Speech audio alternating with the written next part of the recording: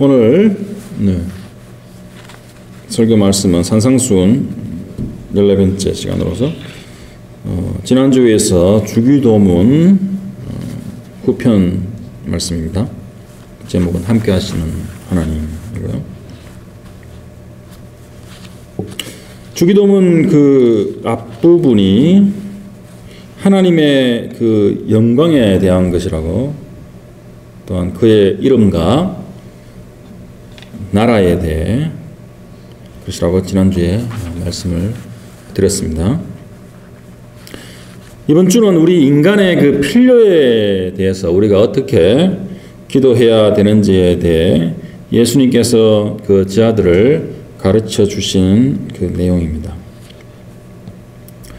그래서 오늘 말씀에 그 전제가 되는 말씀이 그 주기도문 바로 앞에 예수님께서 이렇게는 기도하지 말라는 바로 그 부분입니다. 혹시 그 부분이 기억이 나십니까? 바로 마태복음 6장 그 앞에 5절과 6절에 바리새인들의 이선적인 그 기도의 모습들, 그렇게는 기도하지 말라고 예수님이 말씀하셨는데요. 그리고 그게 뭐냐면은 사람에게 보이려고 하는 기도. 현대 우리 교회 기독교인들에게 적용하면 그런 습관적인 그런 식사기도 하는 모습들. 그리고 예배나 소그룹 모임에서 다른 사람들이 기도하니까 형식적으로 따라서 기도하는 것들. 또한 대표 기도를 하든 개인 기도를 하든 우리의 그 진정한 마음을 담아서 기도하지 않는 그런 틀에 박힌 어떤 형식적인 기도가 다 여기에 포함되는 그런, 어떻게 보면 그런 이선적인 기도가 될 수가 있습니다. 또 예수님께서 하나 더 이렇게 하지 말라고 한 기도가 있는데요. 그 기억나세요? 그 다음 7절과 8절에 이방인들의 그 중언부언하는 기도입니다. 이게 뭐냐면 바로 말을 많이 하는 기도를 얘기하는 겁니다. 그리고 단순히 그 말을 많이 하는 것뿐만이 아니라 그 기도에 그 하나님에 대한 그런 지식 또는 하나님의 그런 성품과 그런 속성에 대해서 전혀 알지 못하고 하는 그런 맹목적인 기도가 여기에 해당되는 기도가 될 수 있습니다. 이것이 우리 기독교 안에서는 그런 강청기도라는 그런 기도의 오류, 즉 그런 것이 나오게 되는데요. 하나님께 때를 쓰고 끈질기게 기도하면 하나님이 마지못해 아니면 그 정성에 감동해서 우리의 소원을 들어주시는 그런 것이 강청기도라고 했죠. 근데 그런 것은 성경적이 아니다라고 말씀을 드렸습니다. 이러한 것들은 말을 많이 하고 막 이런 것들은 우리나라의 어떤 그런 기독교가 토착되면서 전통적인 그런 무속신앙의 기도가 기독교의 기도와 혼합되어서 만들어진 것이라고 볼 수 있습니다. 그래서 바로 지성이면 감천이다라고 하는 우리나라 속담에 나오는 것이죠. 바로 이것이 바로 그 예수님이 비유하셨던 그런 기도 방식, 바로 그 이방인들, 그 페가니즘이라고 하죠. 그 한국의 어떤 그런 정통적인 그런 다는 아니지만 많은 사람들이 하는 그런 기도 방식이나 또는 그런 기도할 때 생각하는 그런 어떤 사고 방식이나 이런 것들이 바로 이방인의 기도 형태라는 것입니다. 그래서 우리 기도라고 모든 것이 다 성경적이고 다 옳고 좋은 것이 아닙니다. 그래서 기도에 대해서 또 기도에 어떻게 해야 되는지에 대해서 우리가 잘 아는 것이 너무나 중요한 것입니다. 그래서 물론 이 기독교인의 기도, 우리의 어떤 그런 모든 그런 감정과 또 헌신과 노력이 기도에 다 포함되어 있죠. 그렇지만 우리의 기도는 바로 또 하나님의 그 아까 말씀드린 그 하나님의 속성과 또 하나님에 대한 바른 지식 그리고 이성을 가지고 우리가 기도를 해야 되는 것입니다. 그것을 가지고 하나님께 나아가고 또한 지난주에 말씀드렸듯이 바로 아버지와 자녀의 관계, 아들과 딸의 그런 관계 속에서 드리는 것이 바로 기독교의 기도입니다. 그 두 가지가 없으면 그거는 무속 종교의 기도랑 아무 다른 차이가 없는 것입니다. 그래서 그냥 무조건적인 그런 오랜 시간 동안 반복적인 그런 말을 많이 하는 그런 기도는 바로 올바른 기도가 아니다라고 예수님께서 말씀을 하셨다고 제가 벌써 말씀을 드렸습니다. 자, 그러면 우리가 우리들의 현실적인 필요에 대해서는 어떻게 그러면 기도해야 할까요? 그것이 예수님께서 이 주기도문 후반부에 가르쳐 주신 그런 내용인데요. 오늘 본문 말씀 중에 그 11절 말씀을 보시면 오늘날 우리에게 일용할 양식을 주옵소서라고 예수님께서 기도하라라고 그렇게 하셨는데, 바로 우리가 먹고 살아야 할 그 양식에 대해서 우리는 어떠한 마음 자세로 기도를 해야 되는 것일까요? 아주 오래된 그 영화가 한 편 있는데요. 세난도우라는 영화가 있답니다. 거기에 이런 장면이 나오는데요. 한 가정이 이제 저녁 식사를 하기 위해서 테이블에 둘러 모여 앉아 있었습니다. 이 집의 식사 기도는 신실한 크리스찬이었던 그 엄마가 계속 해왔는데, 갑자기 엄마가 세상을 떠나게 되고, 그래서 이 식사 기도는 신앙이 전혀 없던 그 아빠가 이제 해야 되는 그런 상황이 되어버렸습니다. 그래서 아이들이 그 아빠 식사하기 전에는 꼭 기도를 해야 됩니다 라고 이제 하자, 이 아빠가 어쩔 수 없이 이렇게 기도를 합니다. 어떻게 하냐면요, 식사 기도를 The Lord, Lord 이렇게 부르죠. 주님, 이 음식에 대해 감사드립니다. 우리가 땅을 갈았고, 우리가 씨를 뿌렸고, 우리가 잡초를 뽑았으며, 우리가 밀을 수확하였습니다. 우리가 밀을 갈아서 밀가루를 만들었고, 우리가 빵을 구웠습니다. 하지만 주님, 이 음식에 대해 감사를 드립니다. 뭐가 잘못됐습니까?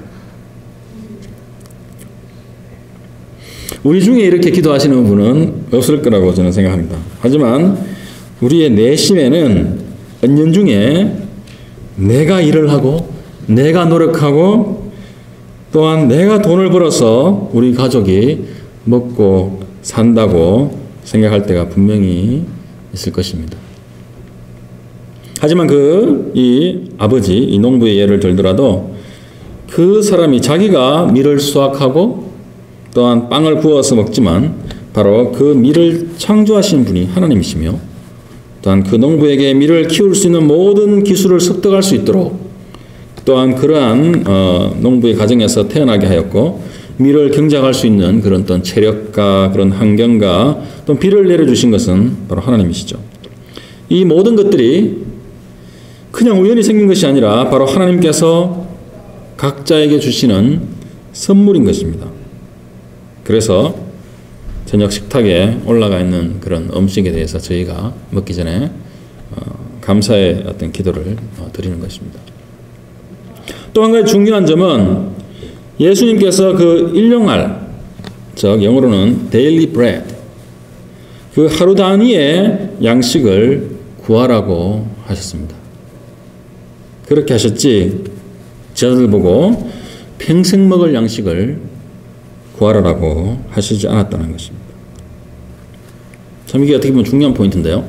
예수님 당시에는 그 대부분의 사람들이 하루 노동을 해서, 그래서 하루 품삯인 그 데나리온을 받아서 일단 먹고 살았고요.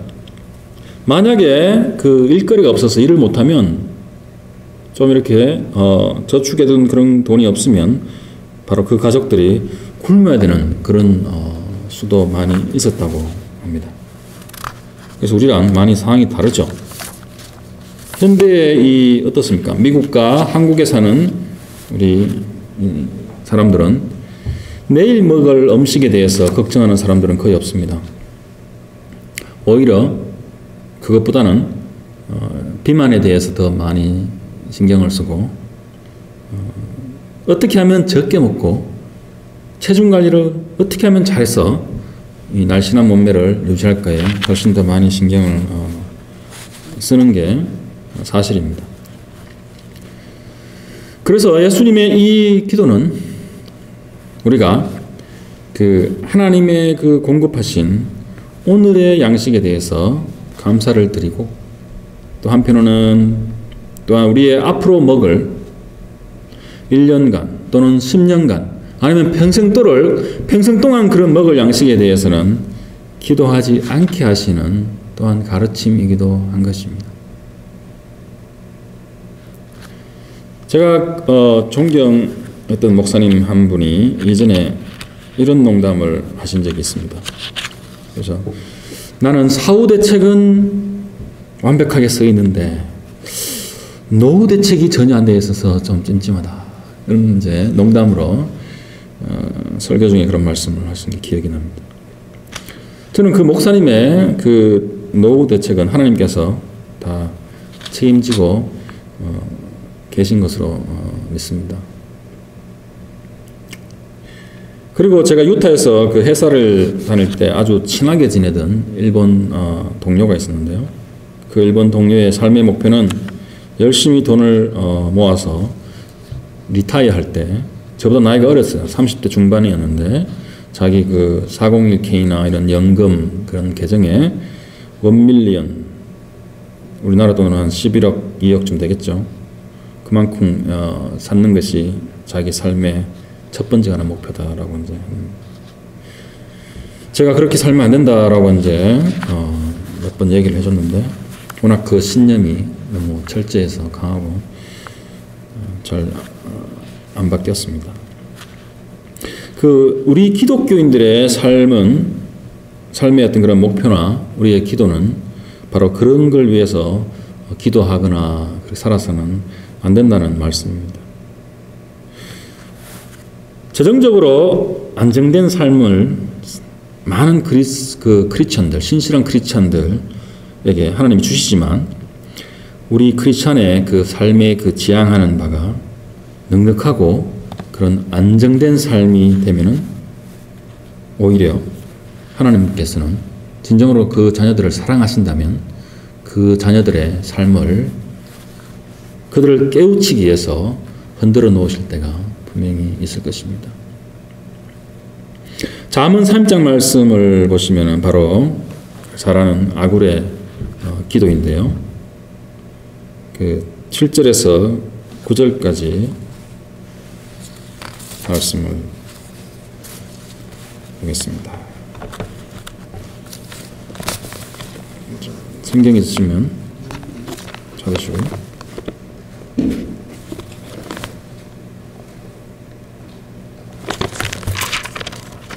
잠언 30장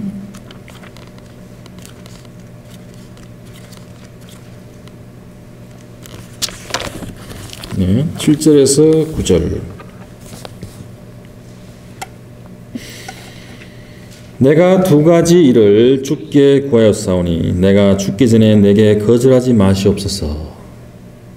곧 헛된 것과 거짓말을 내게서 멀리 하옵시며 나를 가난하게도 마옵시고 부하게도 마옵시고 오직 필요한 양식으로 나를 먹이시옵소서. 혹 내가 배불러서 하나님을 모른다 여호와가 누구냐 할까 하오며 혹 내가 가난하여 도둑질하고 내 하나님의 이름을 욕되게 할까 두려워함이니이다. 이렇게 이제 아굴이 기도를 한 거죠. 바로 이 9절에 어떻게 되어 있습니까? 바로 우리의 부는 우리로 하여금 하나님을 잊어버리게 할 수 있다는 것입니다. 마틴 루터는 이 데일리 브레드, 이 양식, 이것을 음식뿐만이 아닌 우리가 살아가는 데 필요한 그런 모든 것으로 확대 해석을 하였고요. 바로 건강과 또한 집과 가정, 또한 배우자와 자녀, 나아가서 좋은 정부와 그런 평화로운 세상까지도 다 포함한다고 이제 하였습니다. 그래서 우리가 일용할 양식을 하나님께 구하는 이 기도를 하라고 예수님이 말씀하셨듯이 우리는 우리 삶에 필요한 모든 것들을 바로 간단하고 명료하게 하나님께 구해야 하는 것이며 하나님께서는 그것을 분명히 다 공급하시는 하나님일 것입니다. 그래서 오늘 본문 말씀 12절을 보시면은 또한 우리의 죄를 사하여 주실 것을 기도하라고 예수님께서 말씀하셨는데요. 우리가 우리에게 죄 지은 자를 사하여 준 것 같이 우리 죄를 사하여 주시옵고. 이것은 바로 우리들의 육체적인 어떤 그런 필요뿐만이 아니라 우리의 영적인 필요에 대해서 예수님께서 기도하라고 말씀하신 것입니다. 주기도문은 예수님께서 예수님의 제자들에게 주신 기도에 대한 가르침이기 때문에 이 죄에 대한 용서를 비는 기도는 믿지 않는 자가 처음 회개하고 거듭날 때 그렇게 하는 그런 것이 아니고 벌써 우리같이 이미 믿어서 그리스도인이 된 자들이 하는 용서를 비는 그런 기도인 것입니다. 한국이 아주 팽만에 있는 한 이단에서 가르치기를 우리 인간의 죄는 예수님이 십자가에 죽으셨을 때 완전히 없어졌고 죄에 대한 그런 의식 또는 죄책을 전혀 느낄 필요가 없다라고 가르치는 종파가 있습니다. 그래서 믿는 자가 과실을 범할 때 다시 회개할 필요 없이 그냥 자백만 입술로 하면 된다라고 가르치는데요. 바로 예수님이 12절에 제자들에게 말씀하신 것과 아주 상반되는 그런 가르침입니다.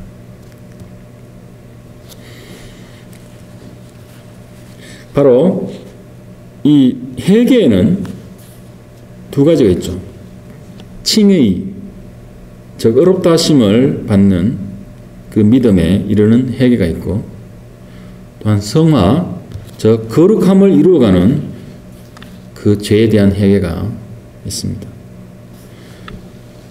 한국교회는 이 칭의만 강조하고 성화에 대해서는 거의 가르치지 않는 그것이 바로 한국교회의 많은 부조리와 타락을 불러왔다고 할 수 있습니다.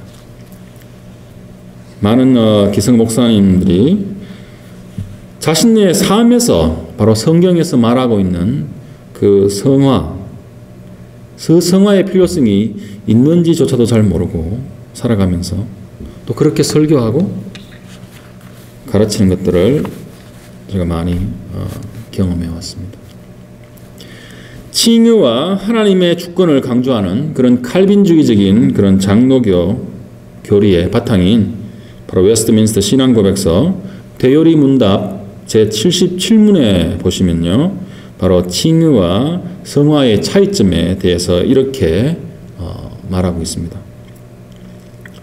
성화는 칭의와 불가분하게 연결되어 있지만 서로 다르다.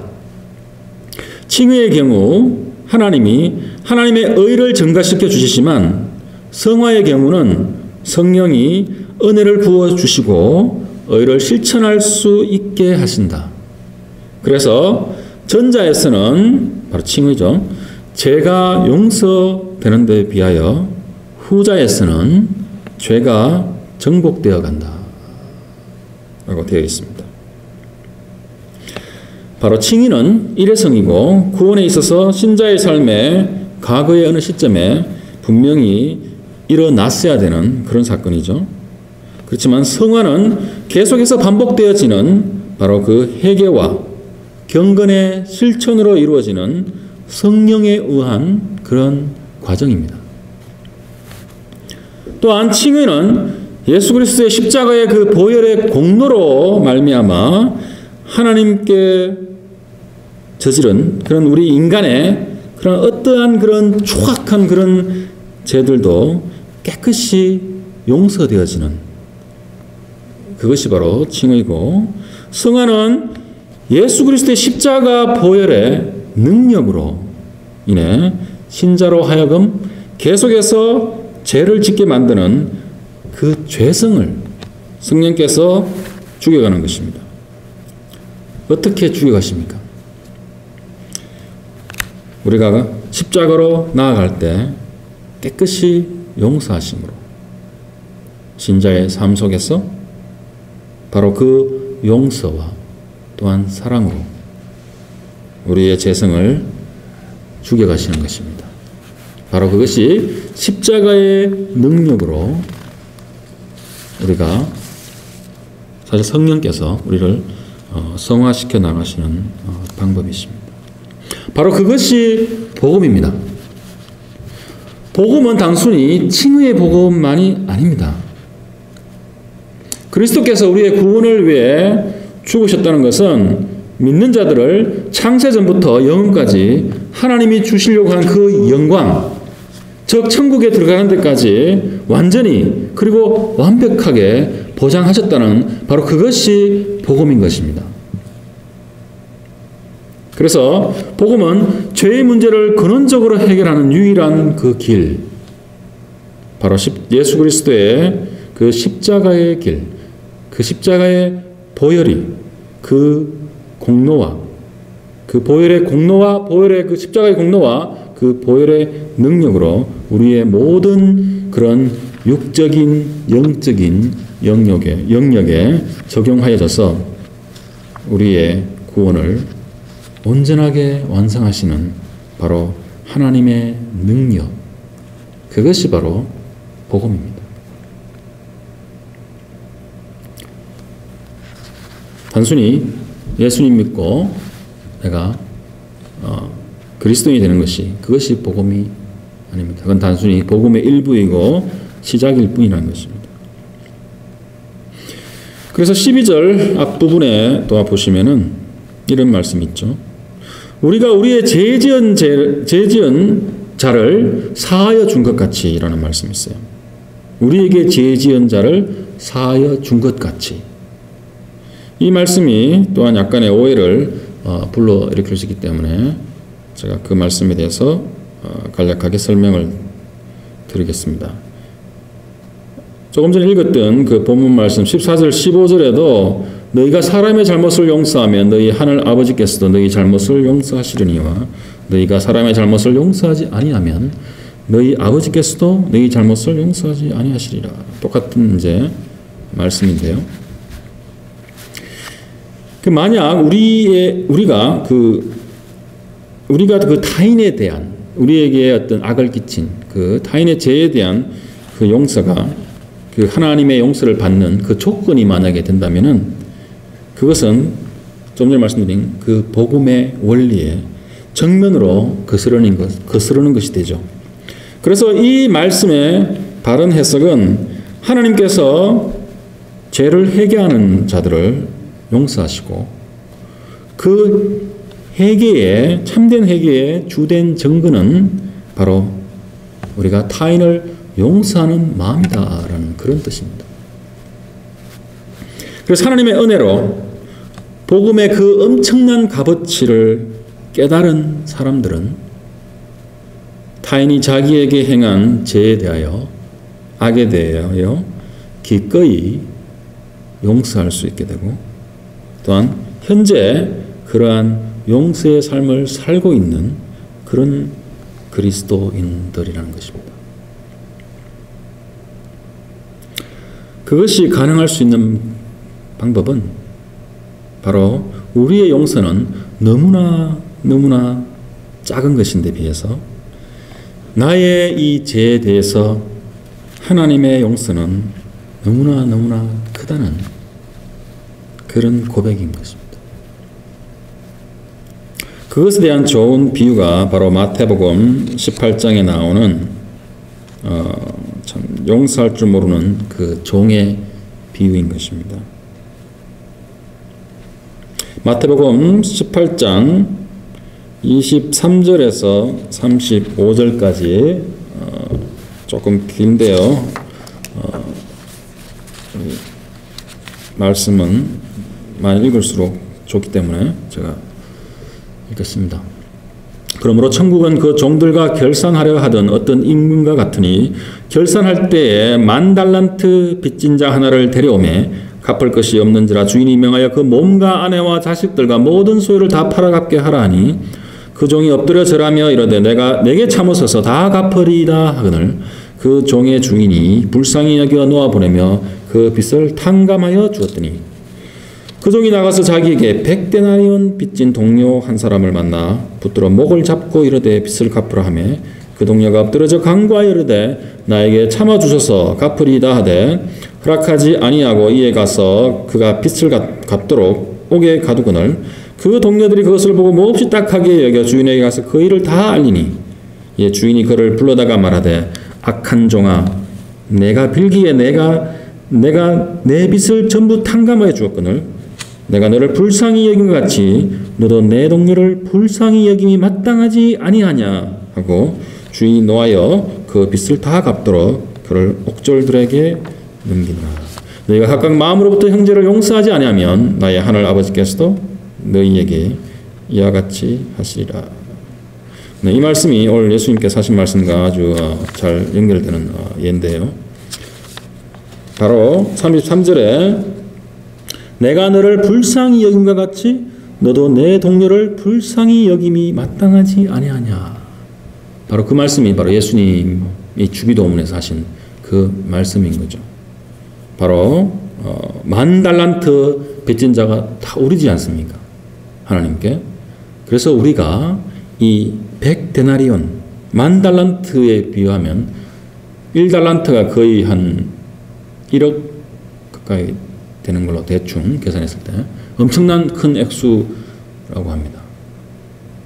데나리온은 한 노동자의 하루 품삯이니까요. 그래서 우리가 겪는 어떤 다른 사람들로부터 받는 그런 어떤 악이나 손해나 그런 것들은 바로 이 100데나리온에 비교된다는 그런 말씀입니다. 그래서 이 비유 마지막에도 각각 마음으로부터 형제들을 용서하지 아니하면 나의 하늘 아버지께서도 너희에게 이와 같이 하시리라 라는 말씀을 하신 거죠. 그렇습니다. 그래서 우리는 우리에게 죄 지은 자를 바로 예수님께서 베드로에게 하셨듯이 70번에 7번까지 용서하여야 한다. 그 말씀은 무한히 용서하라는 말씀이죠. 동시에 우리가 짓는 여러 가지 그런 욕심과 또한 시기와 또한 질투와 오래 참지 못함과 그리고 한엠과 충분히 사랑하지 못함에 대해서 하나님께 날마다 우리가 용서를 구해야 하는 것입니다. 그것이 바로 예수님께서 제자들에게 하라고 하신 그 기도의 모델인 것이죠. 마지막 본문인 마지막은 아니죠. 그 13절, 그 뒤에 13절을 보시면은 우리를 시험에 들게 하지 마옵시고 마시옵고 다만 악에서 구하시옵소서라고 말씀했는데요.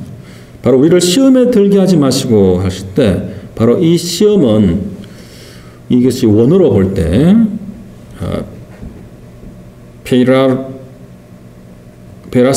페라스마라고 하는데요. 이것이 바로 시험이란 뜻이 또 있고요. 또한 유혹이란 뜻이 같이 있습니다. 이 원어에는 똑같이 쓰입니다. 시험과 유혹, trial and temptation 두 가지 의미가 다 같이 들어있는데요. 여기서 시험에 들게 하지 마시고 바로 이 말씀은 우리가 믿는 자들, 예수님의 제자들이 여전히 그 죄성을 갖고 있으며 또한 시험이나 유혹에 쉽게 넘어갈 여지가 많은 자들이라는 뜻입니다. 조금 전에 읽은 그 아굴의 자문에서도 우리가 부하나 가난하나 똑같이 시험에 빠질 수 있는 존재라는 것이죠. 그래서 단순히 그런 재물뿐만이 아니라 여러 가지 또는 성적인 문제들, 그 다음에 지위와 명성에 대한 그런 많은 유혹들, 그리고 무엇보다도 안락한 삶에 대한 유혹들을 계속해서 그 천국문을 향해 행진해 나가는 저희들을 계속 그 유혹들과 시험들이 우리를 계속 시험할 것입니다. 현대를 살아가는 많은 그리스도인의 또 하나의 큰 시험은요, 바로 많은 사람들이 겪고 있는 그런 우울증입니다. 바로 절망감과 무기력함이 자신의 삶에 엄습해오는 그것이 바로 그 우울증이죠.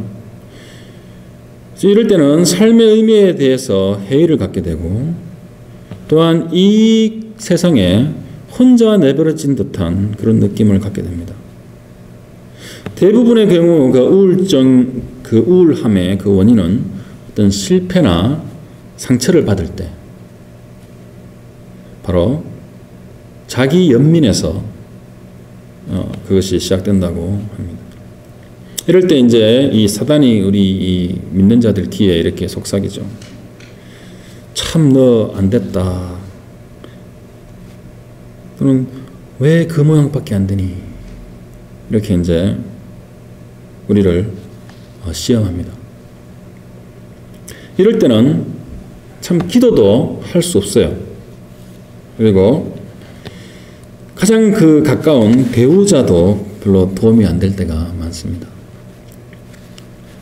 물론 가장 근본적인 치유책은 하나님의 말씀을 다시 붙들고 또한 읽고, 내가 하나님 안에서 어떤 신분인지, 또한 하나님의 그 약속을 다시 되새김으로써, 바로 그 복음 안에 있는 그 축복과 그 약속을 되새김으로써 우리가 궁극적으로 회복되는 것이죠.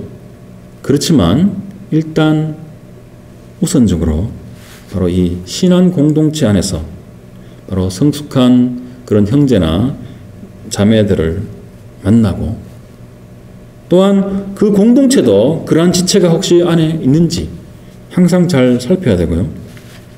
그래서 그런 성숙한 어떤 신앙의 어떤 그런 형제와 자매들을 만나서 시간을 같이 보내고, 또 이야기하고, 또 서로 격려하고, 또 서로를 기도하는 그러한 시간을 통해서 이런 것을 극복해 나가야 됩니다. 물론 목회자와 직접적인 상담을 하는 것도 좋은 방법이 될 수가 있겠습니다. 그래서 예수님께서 우리가 이러한 유혹과 시험에 들지 않기를 항상 기도하라라고 제자들에게 이렇게 가르치신 거죠. 이것은 우리가 매일의 그 삶 속에서 바로 에베소서 6장 10절에서 17절에 나오는 바로 하나님의 그 전신갑주를 입음으로써 우리가 굳건히 이겨나갈 수 있는 것입니다. 에베소서 6장 10절에서 17절 말씀을 제가 읽도록 하겠습니다. 끝으로 너희가 주 안에서와 그 힘의 능력으로 강건하여지고 마귀의 관계를 능히 대적하기 위하여 하나님의 전신갑주를 입으라. 우리의 실험은 혈과 육을 상대하는 것이 아니요 통치자들과 권세들과 이 어둠의 세상 주관자들과 하늘에 있는 악의 영들을 상대함이라. 그러므로 하나님의 전신갑주를 취하라. 이는 악한 날에 너희가 능히 대적하고 모든 일을 행한 후에 서기 이함이라. 그런즉 서서 진리로 너희 허리띠를 띠고 의의 호심경을 붙이고 평안의 복음이 준비한 것으로 신을 신고 모든 것 위에 믿음의 방패를 가지고 이로써 능히 악한 자의 모든 불화살을 소멸하고 구원의 투구와 성령의 검 곧 하나님의 말씀을 가지라 라고 이렇게 에베소서에서 말씀하였습니다. 바로 어떤 것입니까? 바로 우리 허리에 진리를, 그리고 우리 가슴에는 의를, 그리고 우리의 발에는 복음을,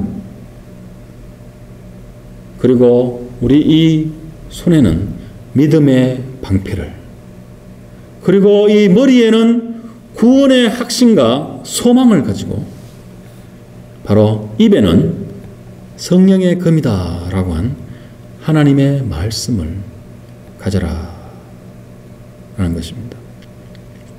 이렇게 할 때 우리는 사망의 그 엄침한 골짜기를 걷는 듯한 그 삶의 어떤 그런 시간이 있을지라도 우리가 굳건히 견디어낼 것이며, 또한 악에서 구하옵소서 라고 기도하라는 그 예수님의 말씀처럼 우리의 아버지 되신 그 하나님께서 바로 우리가 그 고난 가운데서 견딜 수 있는 힘과 인내를 주실 것이며, 또한 궁극적으로 모든 악에서 우리를 구하시고 또 지키심으로써 하나님이 주신 그 은혜의 구원을 마지막 날까지 보존하시고, 또한 주님이 다시 오는 그때에 완전히 그것을 완성하실 것입니다.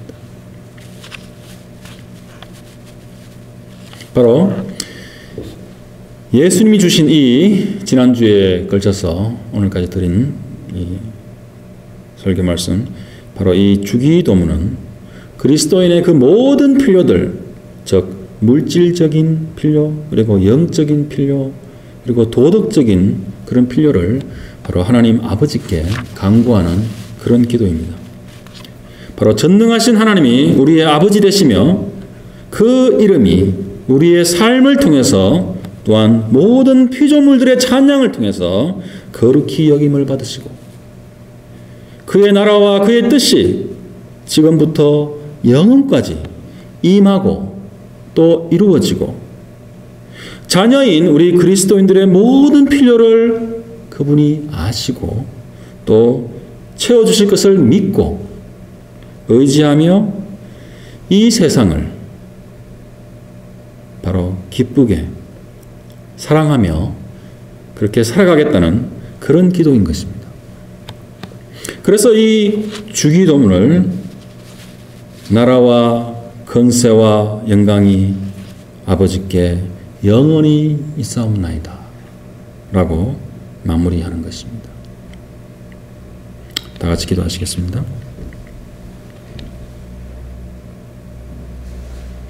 하나님 아버지 감사합니다. 우리 주님께서 기도를 저희들에게 가르쳐 주셨듯이 저희가 그런 주님의 그 마음을 담아서 일상의 삶 속에서 항상 기도하는 저희들 될 수 있도록 주님 축복하여 주시옵소서. 아버지 되신 그 하나님을 저희가 항상 아버지라 부르며 그 전능하신 하나님의 능력과 또한 긍휼함과 신실하심과 그 사랑에 의존하여 저희의 모든 필요를 하나님께 아뢰며, 또한 그 복음에 약속된 그 엄청난 그 축복을 저희가 삶 속에서 선언하고 또한 누리며 살아가는 그런 복된 그리스도인이 다 될 수 있도록 주님 축복하시고 인도해 주시기를 간절히 기도드립니다. 모든 말씀 예수님 이름으로 기도드렸습니다.